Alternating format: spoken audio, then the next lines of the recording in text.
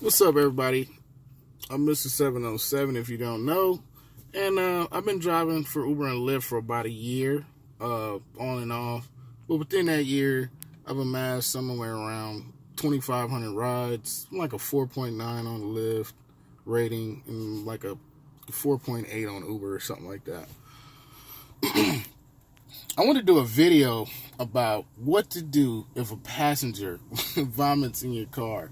I get asked this question a lot.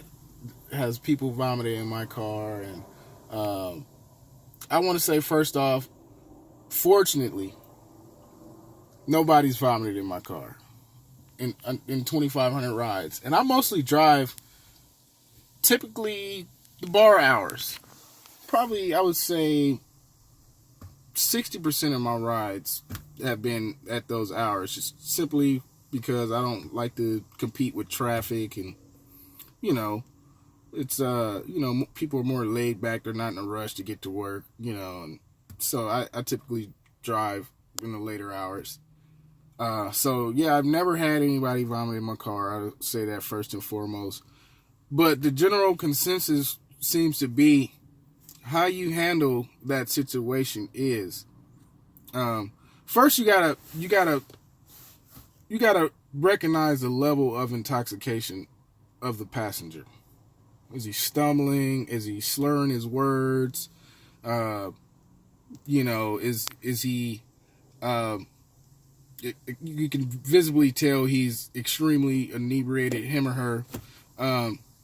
So you got to be aware of that, and you wanna drive in a certain way, like where people don't get car sick. You don't want to be driving erratically. Of course, you can't do that anyway, but you don't want to make people car sick. You want to ask them, are they all right? Do they feel like vomiting?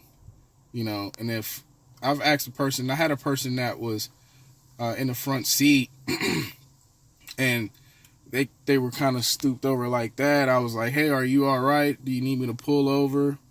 Do you need me to stop? Do you feel like you got to vomit? She said no. We were close to her destination. We got her there. She didn't vomit in the car. Whether she did it later, I don't know. But I had one passenger, when I got to the destination, they opened the door and vomited. And also, a lot of these cars, the doors automatically lock when the car's in motion. And like my car, it's probably a setting I can change. I have to manually unlock the door on the rear. I don't know why that is. That's probably something I can change in the settings. But if they can't get out, if they can't open that door and vomit outside, it's gonna come out. So you want to make sure that they are able to get out of your car. I've heard of people using the barf bags, having the barf bags in the back seat. I don't have them. My seats are leather, so if they vomited on the floor, it was going to be on the floor mat. But how do you handle that after they vomited in your car?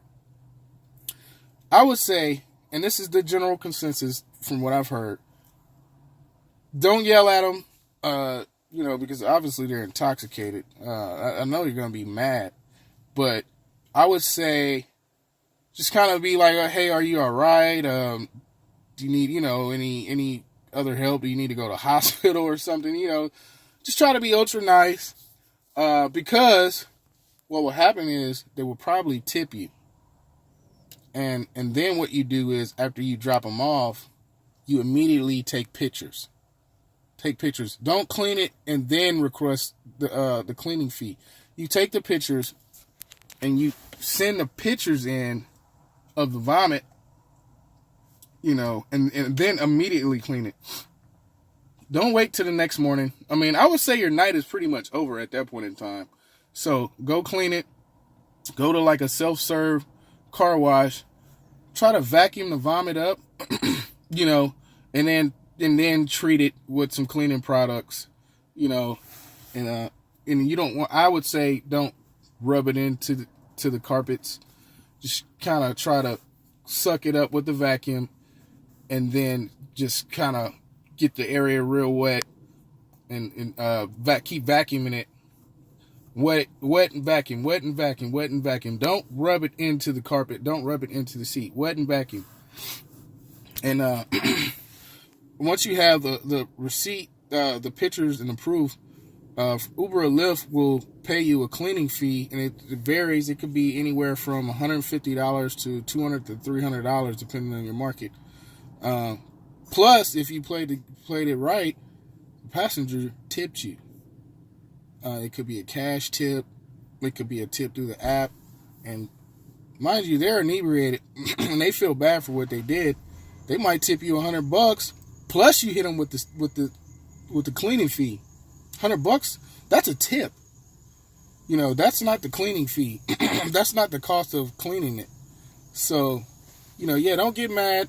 Get them to the destination. Don't put them, you know, in a situation where they're stranded somewhere. You know, get them where they gotta be, you know, and just immediately clean it.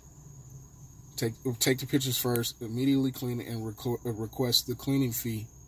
You know, and you know, hopefully, I've heard some horror stories. Hopefully, it doesn't happen to you. It hasn't happened to me. Knock on wood. But if it does happen, there's a certain way to handle it. All right, everybody, Mr. 707 out.